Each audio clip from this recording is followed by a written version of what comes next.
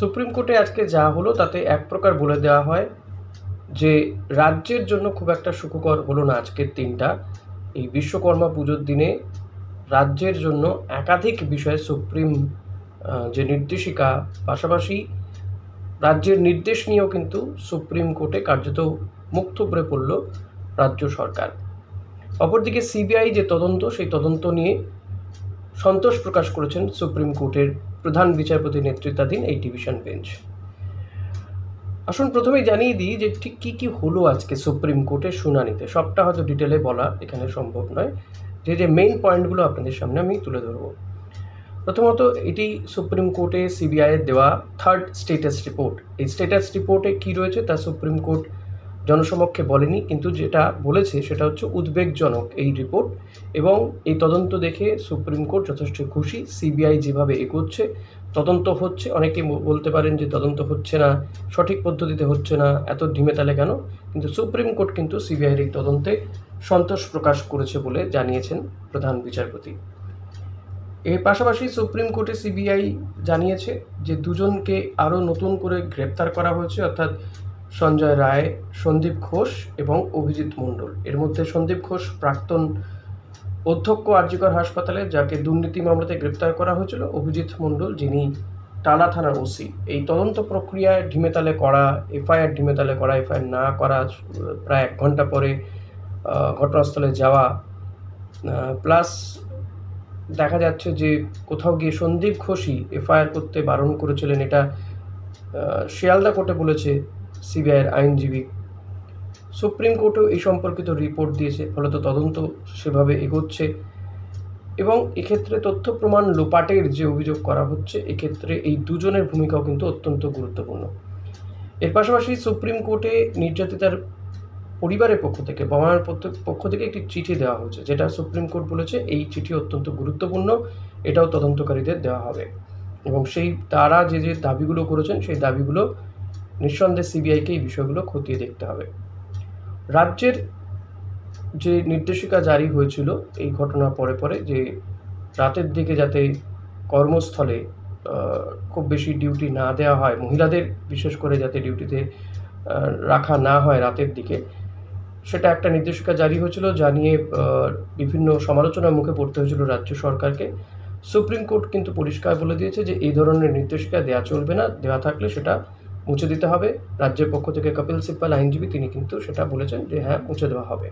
Women doctors do not demand any special concessions, but require the state to create conditions in which their safety at all times during the day and night is observed.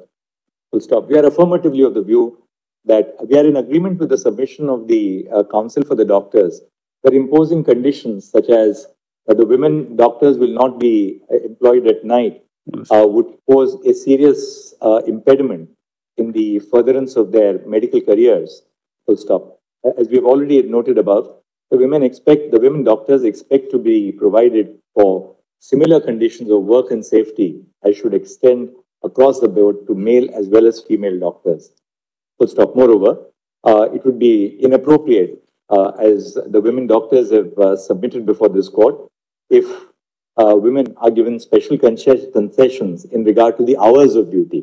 Full stop. The hours of duty should be reasonable for all doctors across the spectrum, and it would be inappropriate to target women by subjecting them to conditions which do not apply to their male counterparts.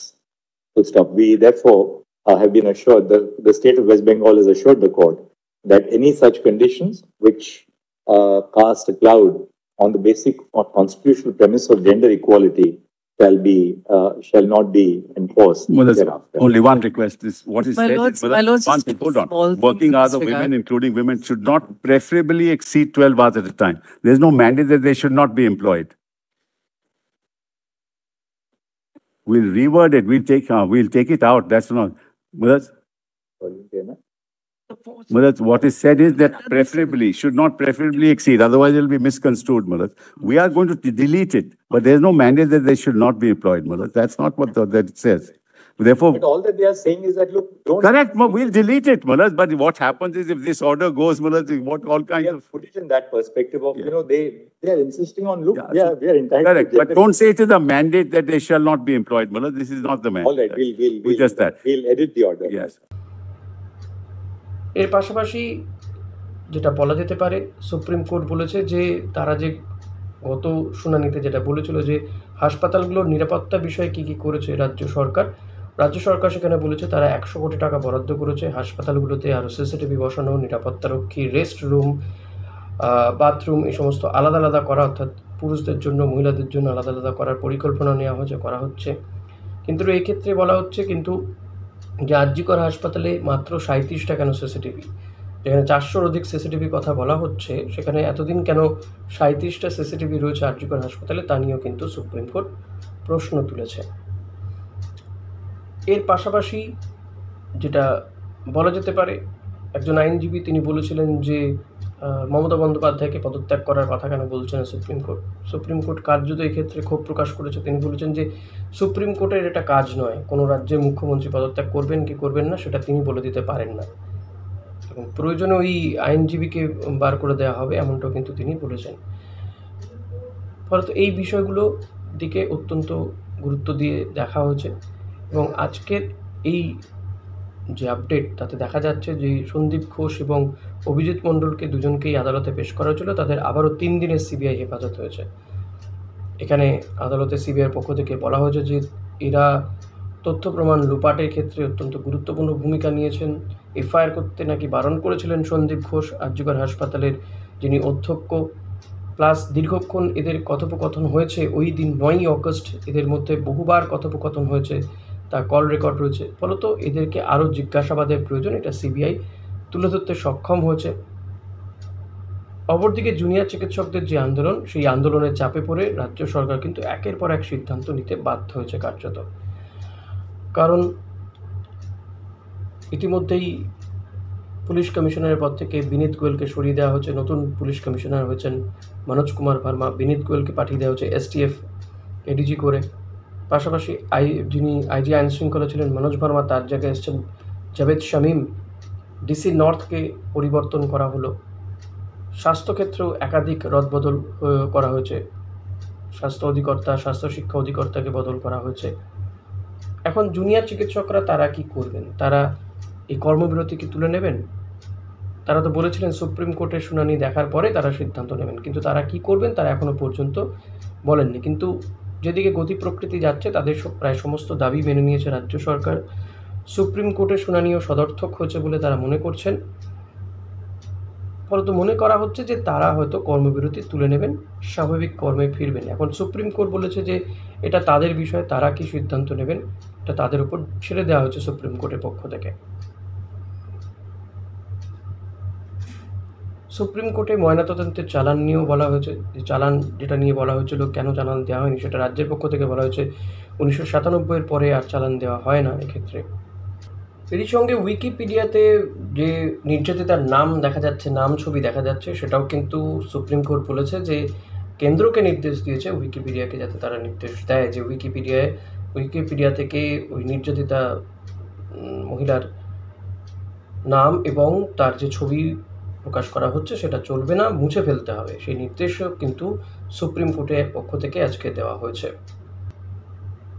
এর পাশাপাশি supreme কোর্টে আজকে junior চিকিৎসকরা বলেছেন যে ওই crime সিনে বহু লোককে দেখা গিয়েছে, তাদের নাম তারা দিতে পারেন, সুপ্রিম কোর্টে দেওয়া হবে, এমনটাই কিন্তু জুনিয়র ডাক্তারদের যিনি আইনজীবী ছিলেন ইন্দিরা জয় সিং তিনি জানিয়েছেন, সেটাও দেওয়া হবে। এর পাশাপাশি সিবিআইয়ের আইনজীবী তিনি বলেছেন, আগের দিনই বলা হয়েছিল যে মাত্র 27 মিনিটে ফুটেজ দেওয়া হয়েছে, কিন্তু রাজ্যের পক্ষ থেকে জানানো হয়েছে যে 27 মিনিট নয়, 7 থেকে 8 ঘন্টার ফুটেজ দেওয়া হয়েছে, এমনটা কিন্তু বলে দেওয়া হয়েছে রাজ্য সরকারের পক্ষ থেকে। কিন্তু রাজ্য যে বিষয়গুলো চেয়েছিল, যেমন একটা সময় কপিল সিব্বাল তিনি বলেছিলেন যে লাইভ স্ট্রিমিং বন্ধ করে দেওয়া হোক, সেন্সিটিভ একটা ইস্যু, কিন্তু সুপ্রিম কোর্টের পক্ষ থেকে একদম তৎক্ষণাৎ বলে দেওয়া হয়েছে যে না, এটা করা সম্ভব নয়, লাইভ স্ট্রিমিং যেমন চলছে তেমনই চলবে। কিছু কিছু ক্ষেত্রে দিকে দেখতে গেলে বলা যায় যে এই যে ঘটনা প্রবাহ বা সুপ্রিম কোর্টের যা শুনানি, তাতে রাজ্যের জন্য খুব একটা স্বস্তিদায়ক কিছু হয়নি, বরং রাজ্য সরকার যে এই ইস্যুতে যথেষ্ট চাপে, তাতে মমতা বন্দ্যোপাধ্যায়ের সিদ্ধান্ত নেওয়া, এই আন্দোলনের যে ঝাঁজ, সেই ঝাঁজে পড়ে ব্যাকফুটে যেতে হচ্ছে সরকারকে। সুপ্রিম কোর্টেও কিন্তু বিভিন্ন ইস্যুতে পুলিশের ভূমিকা নিয়ে প্রশ্ন উঠছে, এবং এই ঘটনার তদন্ত কলকাতা পুলিশ যেভাবে করেছে তা নিয়ে কিন্তু আগের শুনানিগুলোতেও প্রশ্ন উঠেছিল, এই শুনানিতেও তার থেকে রেহাই পেল না রাজ্য সরকার। বরং সিবিআই এর তদন্ত নিয়ে বারবার অন্যান্য ক্ষেত্রে প্রশ্ন তোলা হয়, এইবার কিন্তু সুপ্রিম কোর্ট, ইনফ্যাক্ট গত দুদিন আগেই সিবিআইকে খাঁচায় বন্দি তোতাপাখি বলা হয়েছিল এই অরবিন্দ কেজরিওয়ালের মামলার ক্ষেত্রে, আবারও বলা হয়েছিল, কারণ এর আগেও তো একবার কংগ্রেসের আমলে বলাই হয়েছিল, সেই তকমা যে তারা ঝেড়ে ফেলতে পারেনি সেটা বলা হয়েছিল। কিন্তু এই তদন্ততে যথেষ্ট সন্তোষজনক সিবিআইয়ের তদন্ত প্রক্রিয়া, যেভাবে সিবিআই এগোচ্ছে তাতে কিন্তু সুপ্রিম কোর্টের প্রধান বিচারপতি সন্তোষ প্রকাশ করেছে। এখন দেখা যাক যে এই জুনিয়র চিকিৎসকরা তারা কি সিদ্ধান্ত নেন, রাজ্যে স্বাস্থ্য পরিকাঠামোর কতটা রদবদল হয় এই আন্দোলন, সুপ্রিম কোর্টের এই শুনানি। অতি অবশ্যই তো বিচার প্রক্রিয়া এবং বিচারের দাবিতে যে আন্দোলন চলছে, সে আন্দোলন চলবে, জানিয়ে দিয়েছেন প্রত্যেকে। এই আন্দোলনের জেরে এই বিচারে কতটা প্রভাব পড়ে এবং কত দ্রুত নির্যাতিতার পরিবার বিচার পাবে, সেদিকে অতি অবশ্যই প্রত্যেককেই নজর রাখতে হচ্ছে, নজর রাখছেন, এবং স্বাস্থ্যক্ষেত্রে আমূল পরিবর্তন হয় কিনা সেটাও কিন্তু নজর রাখতে হবে।